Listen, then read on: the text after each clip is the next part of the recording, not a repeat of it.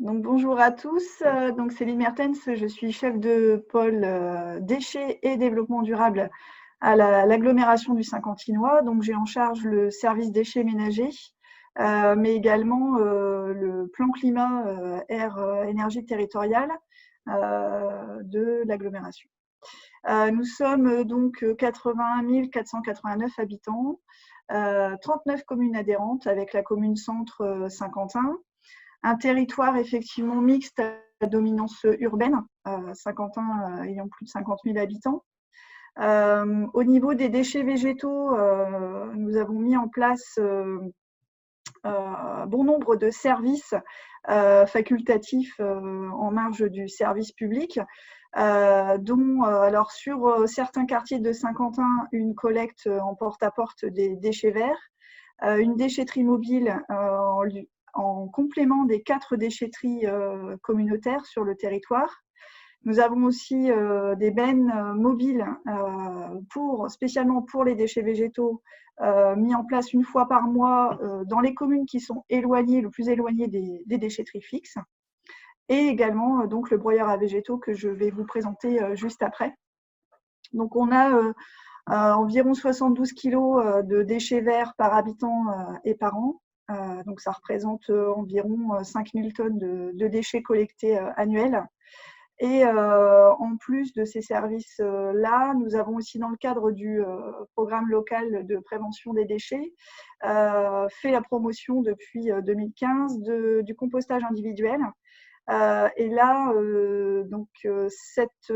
en 2019 et 2020, nous avons poussé sur le compostage collectif, avec la mise en place de 3 composteurs en pied d'immeuble.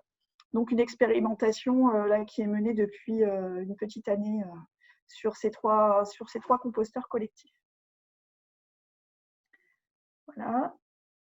Donc, je vais vous présenter donc le broyeur à végétaux mobile. Alors c'est une démarche qui a été, c'est un souhait qui a été évoqué lors d'une commission de PLP.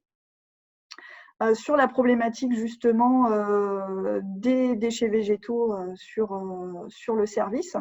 Donc c'est une action qui a été mise en place en 2019, donc afin de limiter effectivement le volume apporté en déchetterie et dans une démarche aussi d'économie circulaire, puisque le broyat des végétaux pourra resservir aux espaces verts pour notamment dans le cadre de la limite du zéro phyto. Et aussi, effectivement, alors c'est pas forcément, on n'a pas fait forcément le lien tout de suite avec la qualité de l'air, hein, pour être tout à fait honnête avec vous. Donc, on a intégré effectivement ce bénéfice dans notre projet. Donc, c'est un service gratuit. On a effectivement investi dans du matériel, donc en 2019, avec le broyeur que vous voyez sur la diaporama. Plus effectivement, c'est un broyeur qui est tracté par un véhicule. Donc, il a fallu qu'on achète effectivement ce véhicule également pour tracter ce composteur. Et à côté de ça, aussi du petit matériel, bien évidemment, pour faire place nette. Une fois que les végétaux sont broyés, souffleur thermique. Et puis, parfois, on doit, voilà, le particulier, même s'il est informé du type de végétaux à apporter et de la taille, on se retrouve parfois à devoir élaguer, scier. Donc, on a effectivement investi dans du petit matériel.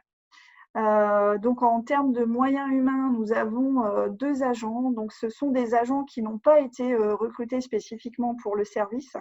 Ce sont des agents qui devaient être en reclassement, donc avec des problèmes de santé. Donc, après validation de la médecine du travail et formation sur les engins, on a pu les mettre sur ce poste-là.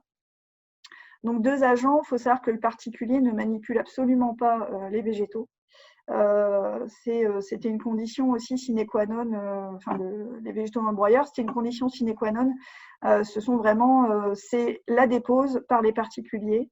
et le broyage est effectué par nos agents en termes de sécurité, hein, tout simplement.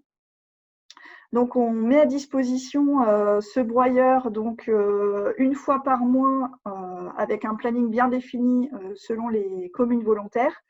Donc, les lundis, mercredis, vendredis. On se laisse le mardi et jeudi pour tout ce qui est entretien du matériel. Donc, il ne va pas tourner 5 jours dans la semaine. On voit aussi avec les communes avant pour avoir un terrain préalable adéquat pour le déploiement du service. On s'assure effectivement que le terrain est approprié pour ensuite faire une convention avec chaque commune qui délimite en fait le périmètre, les actions de chacun, les responsabilités aussi de chacun.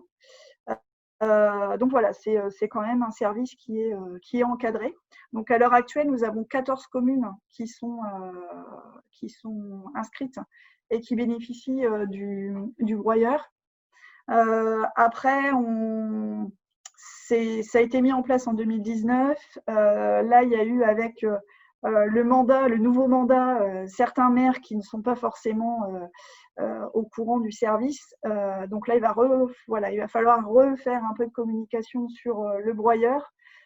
Donc, on s'occupe également de la communication hein, d'un flyer pour diffuser aux mairies, pour que les mairies puissent diffuser aux particuliers, notamment sur les conditions d'acceptation du déchet. C'est-à-dire que pour le coup, aucun résineux n'est broyé dans ce broyeur-là. Il faut savoir qu'après, si on veut broyer du résineux, il faut investir dans du matériel beaucoup plus cher, avec un risque de casse aussi qui est plus important. Donc le choix a été fait, même en déchetterie où nous avons un broyeur, le choix a été fait de ne pas broyer les résineux. On reste sur du feuillu basique. Voilà, qu'est-ce que je peux vous dire d'autre? Donc c'est à destination des particuliers. Si jamais il y a aussi du déchet, on va dire, de commune, hein, municipale, à ce moment-là, dans certaines conditions, on l'accepte également en fonction des volumes. Pour l'instant, en termes de fréquentation, on tourne aux alentours d'une dizaine de passages, c'est une moyenne, une dizaine de passages par jour. Une dizaine d'usagers se déplacent pour venir broyer. Et ce n'est pas des grosses quantités, puisque quand ce sont des grosses quantités, en règle générale, les usagers préfèrent aller en déchetterie, puisqu'ils doivent mettre ça dans une grosse remorque. Donc voilà, donc c'est plutôt assez des petits volumes. Donc c'est un service qu'on aimerait faire monter quand même en puissance. Là pour l'instant, on estime qu'il est sous-estimé. Bon, ça reste une année d'observation. Là, l'année 2020, malheureusement, avec le Covid, ça a été remis en cause. Donc là, l'idée, c'est de refaire de la communication auprès des nouveaux maires, voilà, pour que ça puisse monter en puissance. Voilà, je pense que j'ai fait le tour. Je regarde quand même mes notes. Voilà, 14 communes, ça je l'ai dit. Et puis, utilisation du broyat en pays aussi. Il y avait, voilà, par rapport à cette utilisation, on a été restreint par une note sanitaire par rapport aux espèces invasives animales notamment, pour l'utilisation des broyats dans les jardins des particuliers. Mais ça, c'est voilà, il faut qu'on creuse un petit peu la question un peu plus et voir si effectivement on ne peut pas faire en sorte que les usagers repartent avec leur broyat, ce qui serait vraiment là dans une démarche d'économie circulaire. Voilà, je m'arrête là. Donc si vous avez des questions, n'hésitez pas.